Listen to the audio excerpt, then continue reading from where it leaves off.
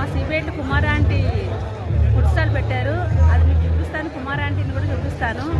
చూడండి, ఇది food stall చూసారు కదా.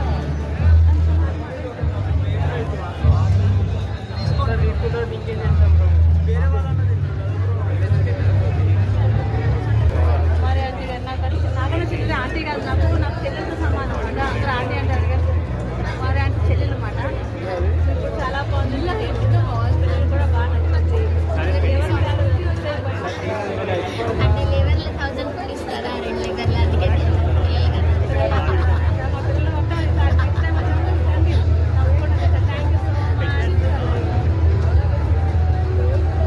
మేడం చపాతీ పెట్టలేదా?